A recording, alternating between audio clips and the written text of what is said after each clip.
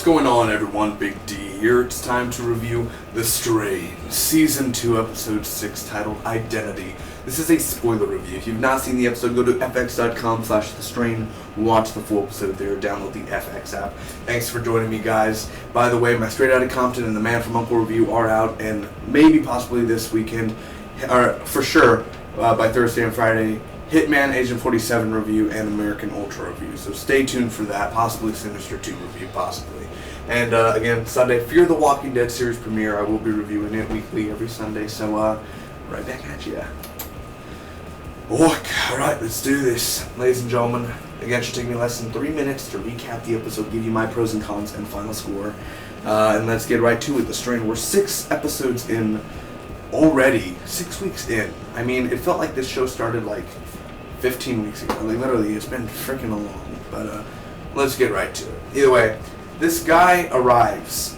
This guy is still a mysterious guy. I don't know much about him. He's the guy who came last week at the end of the episode, and he's in an ice truck and everything. F meets Robert, this guy, and he plays Lucifer in the show Lucifer later on this year, by the way. It's a God-given name, I'm afraid. Very cool. Zach and Nina, I believe her name's Nina or Nora. I'm going to say Zach and Nora. Zach and Nora, they have a little moment, man. And she's like kind of the mom now, taking care of Zach. And it's weird because she hugs him and she says, "Thanks for asking, Aunt Man." Unless she says, "Thanks for asking, young man." I was like, oh, I see what you did there. Corey Stoll's an Ant Man, so you say thanks for everything, asking, Ant Man or young man. Thanks for asking, young man. Ant Man. Sounds exactly. If you go back and watch it, I thought it said Ant Man. It doesn't say Ant Man, but maybe it does.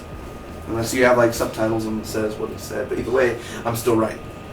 Even if it doesn't say Ant Man. Because, you gonna bark, little dog, or you gonna bite? Okay, let's get right to it either way. So that goes down, and basically, F is with Lee Thomas. He meets with Lee Thomas, and she's gonna bring the full support. They're in DC, and they're gonna go to the court and everything, and they're gonna try to get this cure in the way, or this contagion to go to the street boy. So they're gonna pitch it. Angel admits that he is Angel, and he was in the movies to Gus and everything. So he basically, I don't know why he doesn't kick Gus out. Like, Gus is still there. He could say get out of the damn restaurant, but okay. So Gus and Madison and Angel, they go out and they end up getting attacked by Street Goy. Gus kicks some ass. He has an axe like in his arm, like whoosh. Dude, that was pretty intense. Really close. I thought Angel was gonna die, or one of them were gonna get like stuck. But maybe they're saving Angel for a more kick-ass approach. So that goes down. F and Lee, they hook up. They end up having sex. Palmer is talking to E-Course, and he's like, "Where's the master?"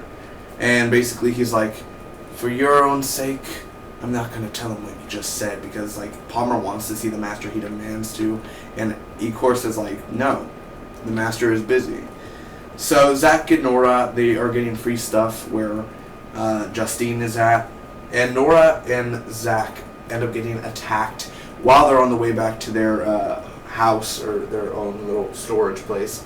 And they end up going inside a church because a police officer dies, cliched way. They go inside a church, and Zach's mom is basically after them, man. This is the showdown we've all been waiting for here.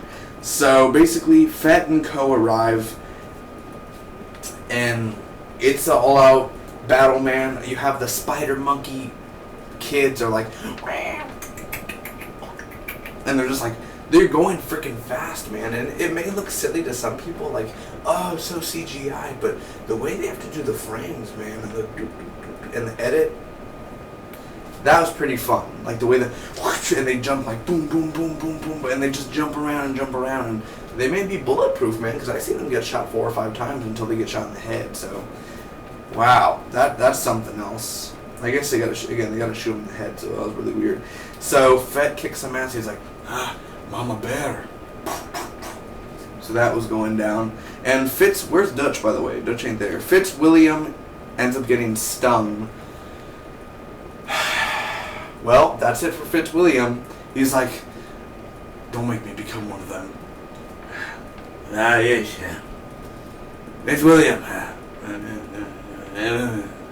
And he's like, Fitzwilliam is in the middle of a sentence, and here's Abe. Listen, I need you to watch. Yeah. It's like,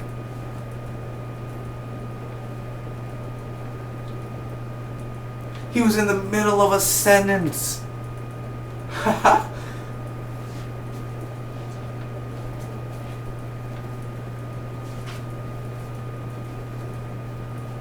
He was in the middle of a sentence, guys. Like I'm saying. What? You just... Oh, here's... Now that's when the bad effects happen. Here's the CGI head. Let's go far away so it doesn't look less CGI, and it did look CGI. So that's it. I guess that's it. Okay. He's dead. He's decapitated. So they it worked good for F. Everything's going on. Looks like they're gonna end up getting the cure. Like it looks like it's going well. And Rob and Lee end up getting assassinated because there's this assassin there, and he basically works for Palmer or his company. And it's okay. F ended up shooting him. So Bolivar's body is now the host of the Master. The Master now is in Bolivar's body, and Bolivar's gone. Sad face. We get to see him rock out, but now he's come to me, Ghost. Promise me whatever form I have, you will serve me for the rest of our lives, for the rest of eternity. It's like, oh man. And E-Course, dude, I felt so bad. He was like, I'm ready, Master. And Bolivar's just like there. He's already in front of the Master. I'm like, holy crap. Poor E-Course. Master. No, Master. Lorraine is precious. He was like, oh no. Did anyone feel bad for E-Course? It was like, damn, working for him for 60 years. Bolivar's been working for him for like 2 months. Damn. Chill, bro. Chill. Either way, my pros, first guy's the Master. We finally get to see the Master after like 4 weeks of bitching. The Master is back, baby. He looks great. He looks like he's ready to be in a freaking Maybelline promo. Maybe it's Maybelline. So that looked cool. I think the Master looked really awesome in the way he was like Evil Dead damn up in there. He's like, that was really cool. I love the look. And now that I don't really dig his new look, but I'll see how next week in full motion how he looks with Bolivar's body now. The ending. Again, the ending was so freaky how Bolivar, and he like threw up on him like some Chinese fetish. And, no. So that went down. A very intense episode, to be honest. The small parts, and it's really creepy, and it gets you. You could get nightmares if you're not used to the strain, but if you're already used to the strain, then well, that's a weekly thing. The action in here. There's not much action except for the church scene, and the church scene was very well choreographed, I have to say. I really enjoyed that part, how they were running away, and you felt like Nora and they were going to end up getting attacked. But them shooting at the animals, and also, not animals, but the kids, and Gus fighting the street boy in the hallway, that was really cool action, really cool, good choreograph. And I love the practical effects, like the makeup and everything, and then the CGI effects. Some good, some bad. Some good, some bad. Same. But, the bloody. It's not gallons of blood, but the blood, like the assassinations and everything, dude. I mean, I feel bad for Emp, man. Like, the girl he started to, like, have a thing with, and he cheated on Nora, by the way. But the thing he had a thing with, it's like, that bastard. He cheats on his wife, and now he's cheating on his dead wife. 2 times of 2 lives, man. Sick bastard. Again, the mystery guy, the guy that we see talking to, the guy that arrives in the beginning of the episode, that guy, I love how he's still a mysterious way, and he's talking to all the ancients, like, I am going to kill the Master. I talk like Doug Jones. So that was pretty cool. And also E-Course, lol. I felt bad for him, but I was laughing at the same time. Master! No.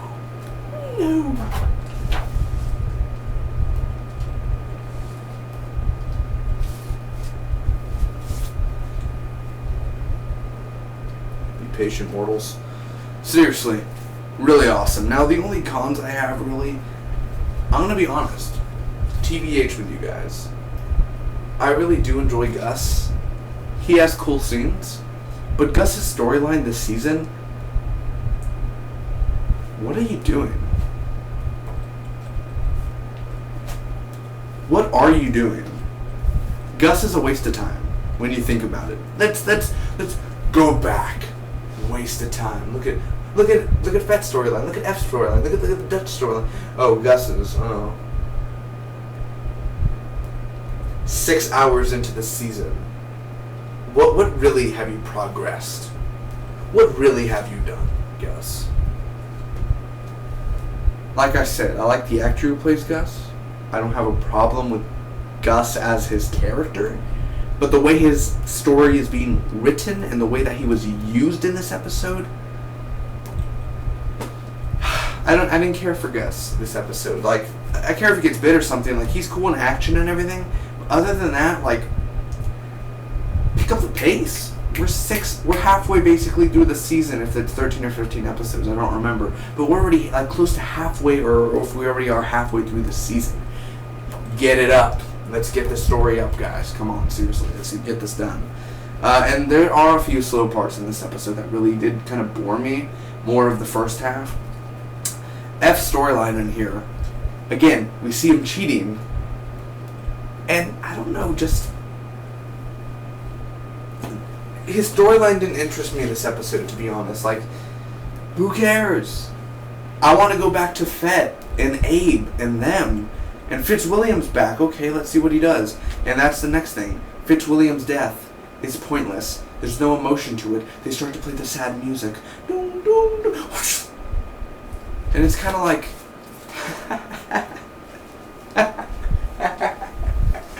you brought Fitzwilliam back and you kill him. Who's writing this? Who's writing this? I know Chuck Hogan and Guillermo del Toro, they did better than this, man. I'm just saying. What's going on, guys? By the way, when he got decapitated, that didn't do anything. I mean, seriously, guys. Just saying. Also, the writing. Now, this season's good so far. I'm going to be honest. This season is good, like I'm saying right now. But the writing in this episode per se, let's be honest. I'm sorry for saying let's be honest all the time, but Fett's character. Fett didn't really make you laugh this episode. He wasn't really there. You didn't really care. Zach. Who cares for Zach? Don't really care. F's storyline. Don't really care. We just wasted a whole freaking hour with characters that die at the end of the episode. Like, okay. Abe. Like, nobody was really likable this episode. Like, at the end of the episode, you were like, haha, Fett really made me laugh this episode. Like, last week, he made me freaking die of laughter. And now he's like, I didn't care for none of the characters this episode. Again, it had its moments. But if Nora had got stung, I wouldn't have been like, oh no. Like, I'd like to take Zach already. Just kill Zach. I'm tired of the mom going after him and everything. Like, stop. You know, just move on to another subject or something if you can. But, like I said, the makeup and the whole master stuff, that's cool. I dig that. But again, I'm just going to give this episode a solid B, secondarily a C+. It's a good episode, but on the verge of okay. It's more of an okay episode. It's okay. It's good, you know. It has its good moments. It has its okay moments. It's a little slow, a little boring. The storylines in here weren't as really written as well as the past weeks have been. But next week looks way better, man. Looks like more action-packed and a little bit more of that mysterious role. We're going to see a little bit more of that. And finally, the Master and Abe, they come up too. And they see the new design. We'll see what happens then. Thanks so much for watching, guys. Comment down below. Let me know what was your favorite part of the stream this week. I'll see you all next week. And the spot be with you, always.